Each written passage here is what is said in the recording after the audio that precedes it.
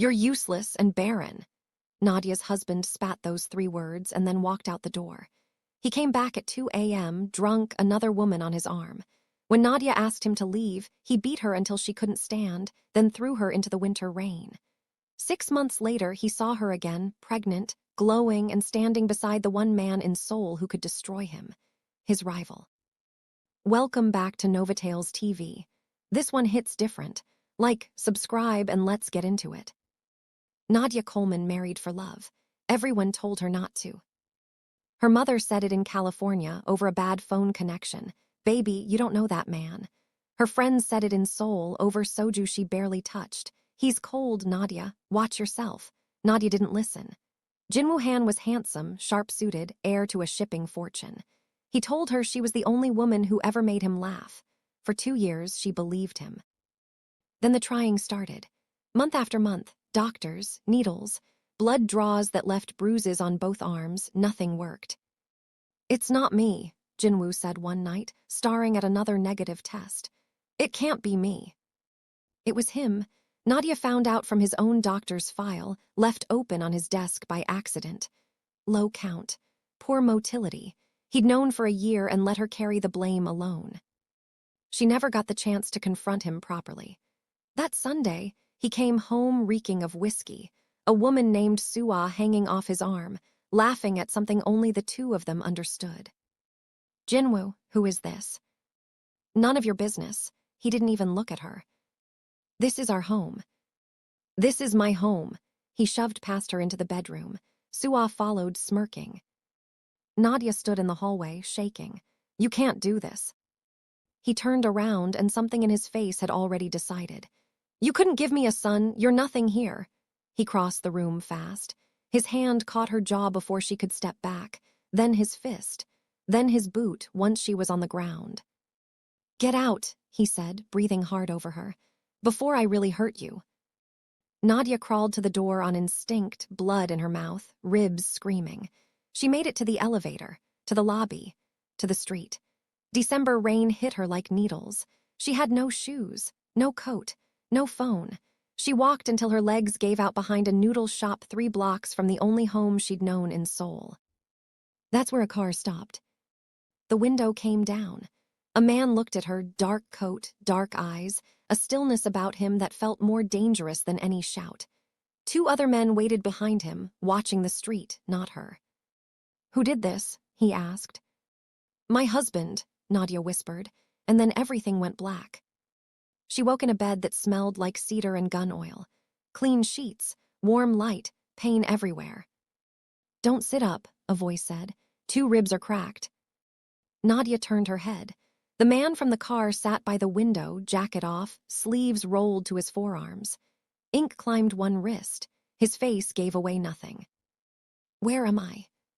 Somewhere safe. My name is Do-hyun Choi. He watched her reaction. Everyone in Seoul's underworld knew that name. Everyone in the Han family feared it most of all. You're his rival, Nadia said. Jin-woo's. His family's, yes. The Hans and I have unfinished business going back to my father, but that's not why I stopped the car. He nodded at her bruised face. That's why. I don't need saving. You needed it an hour ago, bleeding in an alley. He stood, unbothered by her sharpness. Stay, heal, leave whenever you want. Nobody here will stop you. Nadia stayed. Not because she trusted him, she didn't, not yet, but because she had nowhere else standing. 2 weeks became 4. Do-hyun's estate ran quiet and orderly, guards at the gate, a doctor who checked on her daily, a cook who learned she liked her food spicy without being asked twice. Do-hyun himself kept his distance during the day, buried in whatever businessmen like him ran behind locked doors.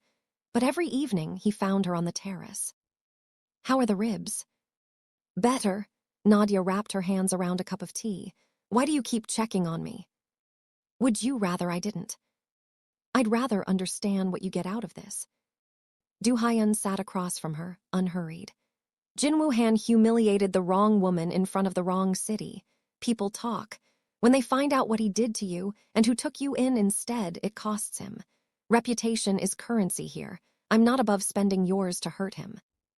So I'm a weapon. You're a woman who deserved better than a fist in the dark." His voice dropped, quieter than before. "The rest is just true, too." Nadia didn't answer that, but she didn't look away either. Weeks turned into months. Do-hyun taught her the shape of his world without ever asking her to be part of it. The shipping routes the hands used to move more than cargo, the officials on both payrolls, the reasons his father and Jin-woo's father had hated each other for 20 years before either son was born. Nadia listened. She'd lived inside the Han household long enough to have pieces he didn't: a locked office, a safe behind a painting, a night Jin-woo's father took a call and turned white. "You know more than you think," Do-hyun told her one night.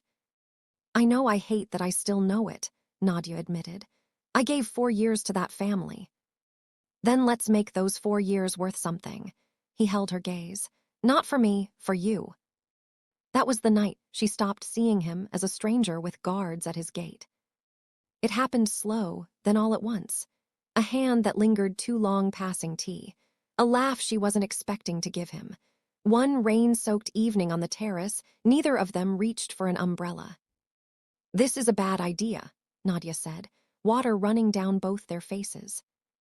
"Probably," Do-hyun agreed and kissed her anyway. It wasn't careful. It wasn't slow. It was 4 months of silence breaking open at once.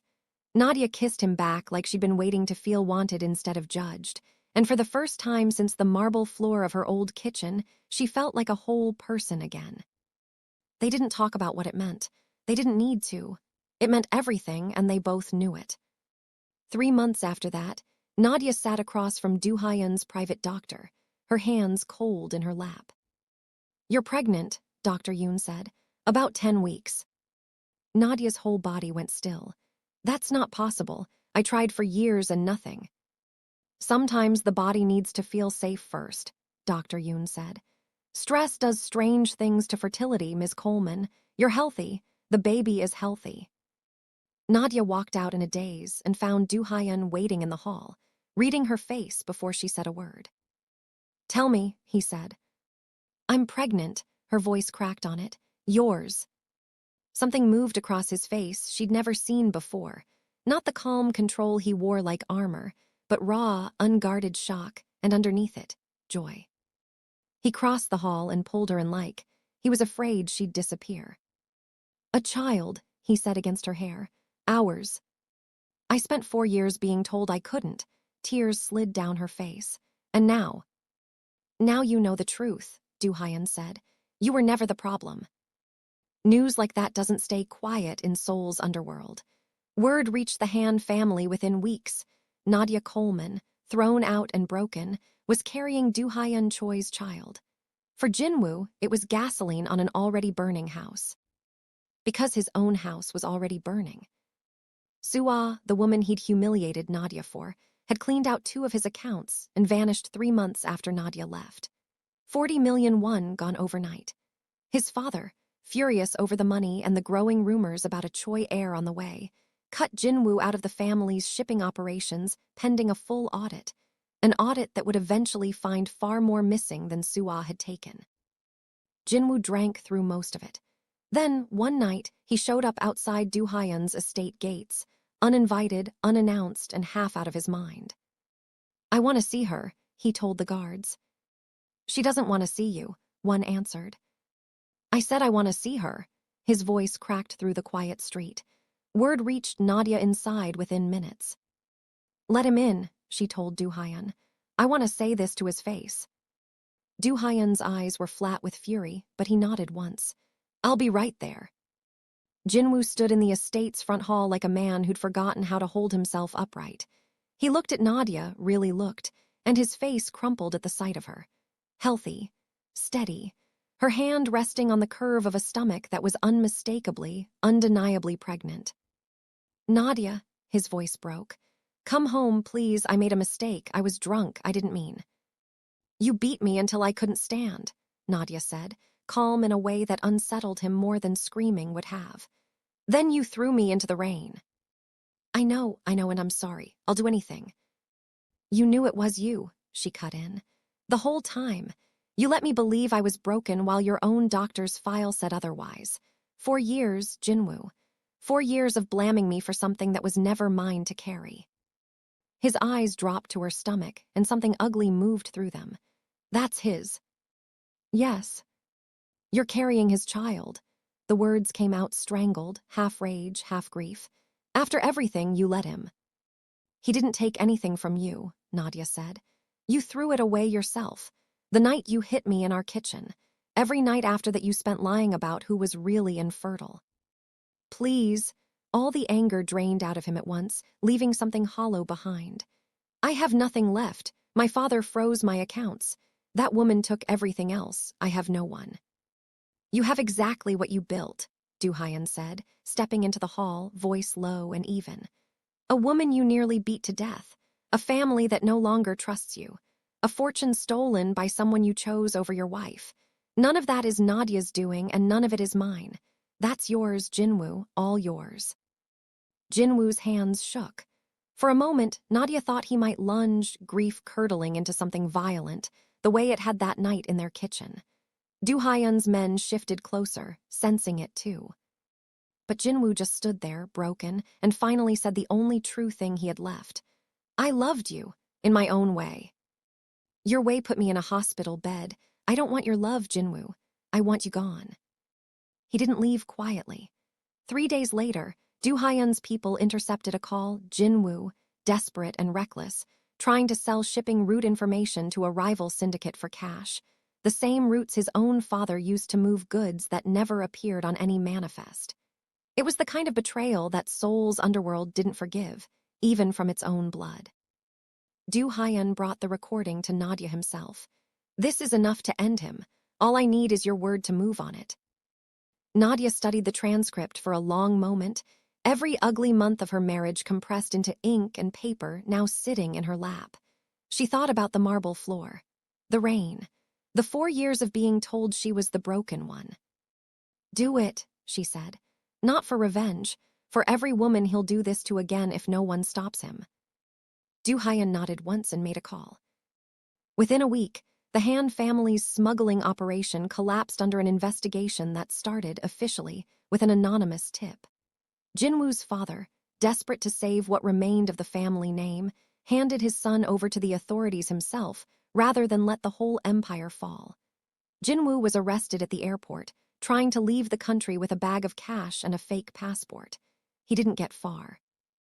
Nadia watched the news coverage from Do-hyun's terrace, her hand resting on her growing belly.